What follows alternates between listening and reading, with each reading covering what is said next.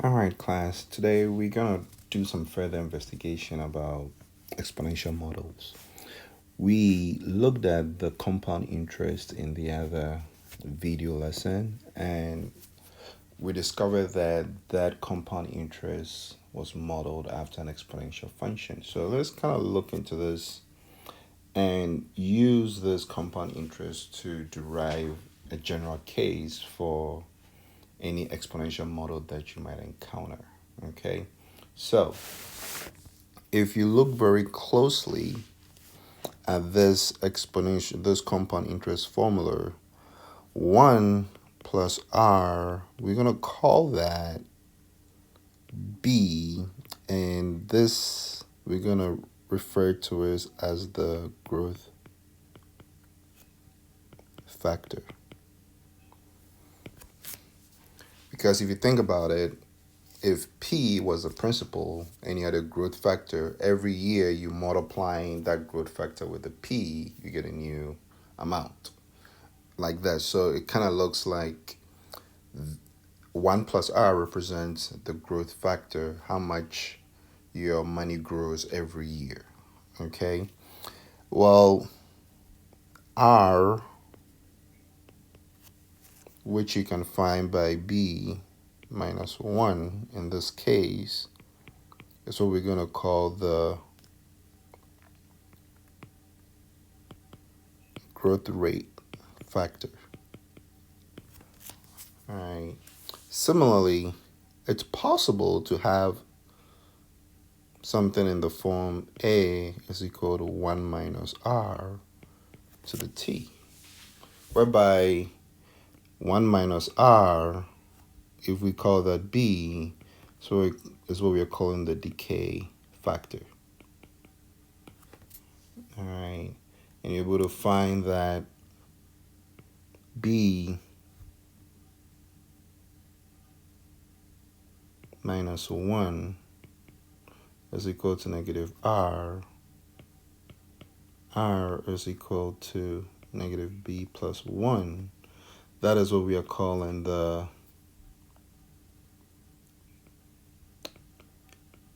decay rate factor.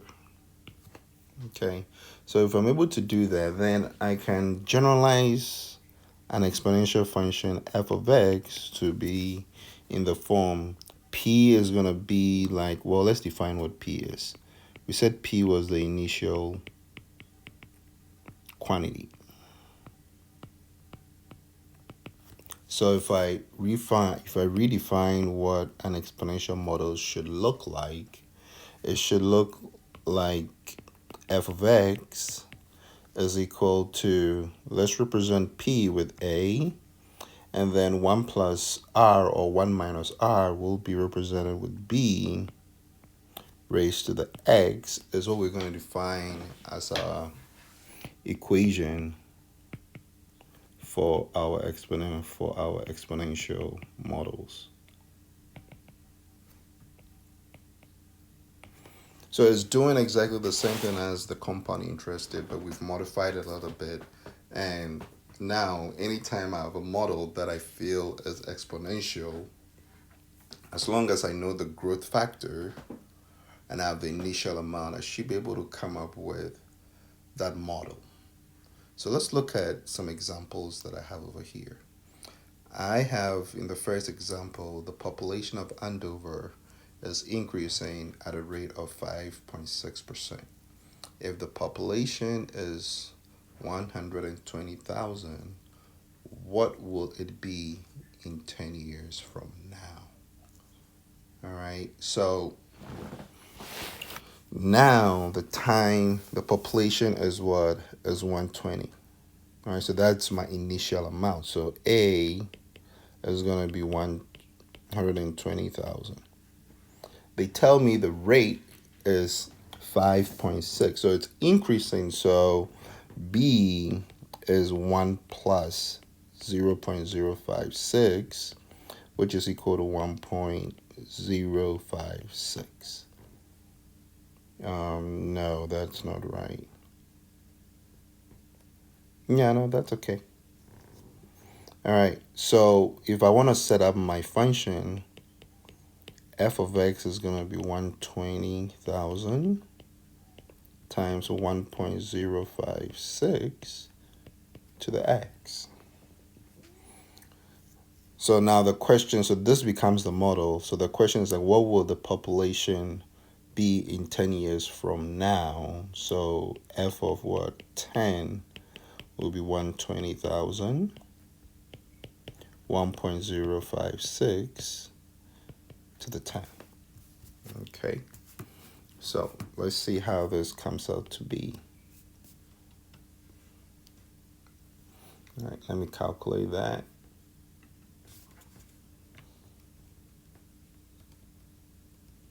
120,000 times 1.056 raised to the 10.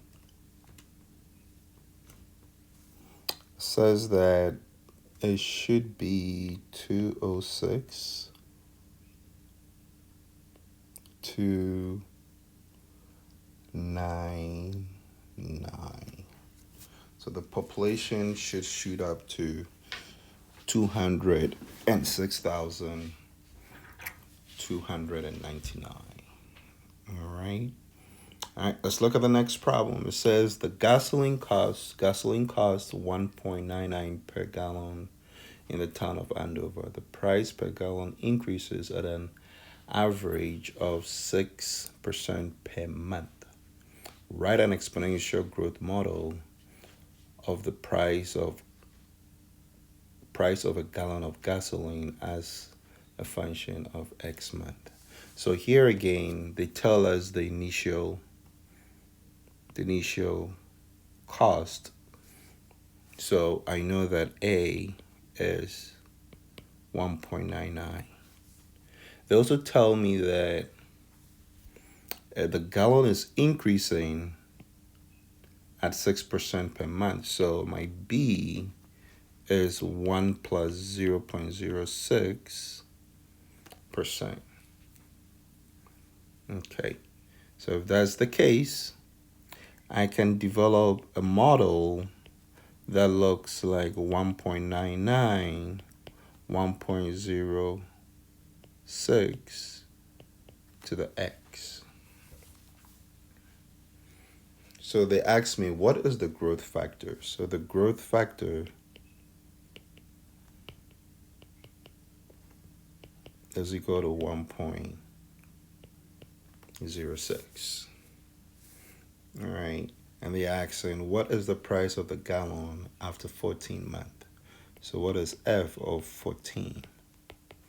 So that's 1.99, 1.06 to the 14. So let's go calculate that. 1.99, 1.06 raised to the 14. So that amount comes down to be $4.49. That's very expensive. I wouldn't want to be in Andover if within a year the price shoot up from almost $2 to $4.50, $4 and almost 50 cents. That's very expensive. All right, any question on this? Okay, let's look at, I think this is the last question. It says from 1997 to 2001, the number of black and white TV in millions sold in the USA can be modeled by that. So in this case, they tell us what the model is already. N is equal to 26.8, 0.85 to the T. The question is, what is the the decay factor? The decay factor is equal to 0.85. All right, and then the rate of decay, the decay rate factor is the same as what is 1 plus r, that is equal to what, 0.85. So r is 0.85 minus 1, which is 0.15, negative 15. So the negative is just telling us that the decay rate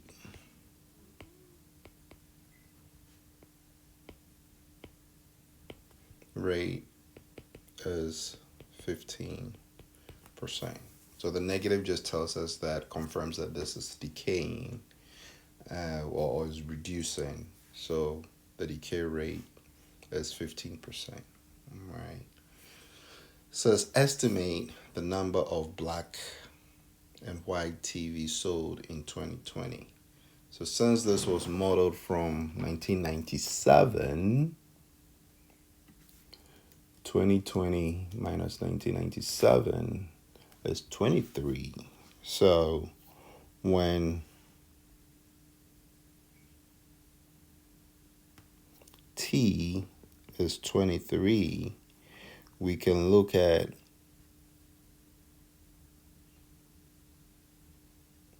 N is equal to 6.8, 0.85 raised to the 23rd. Okay.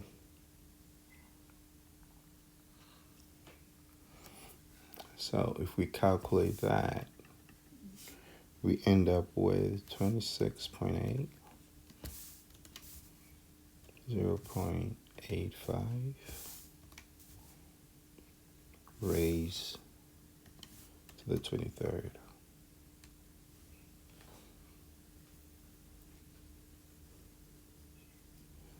All right.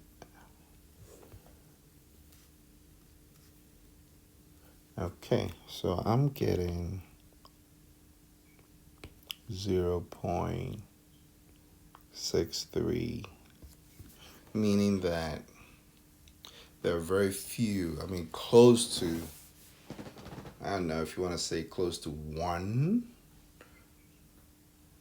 There are very few in millions. So this is in millions. So if you think about it, it's about 63,000.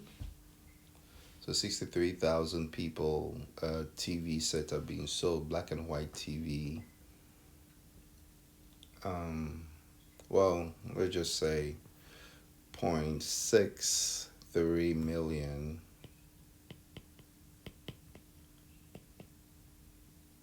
black and white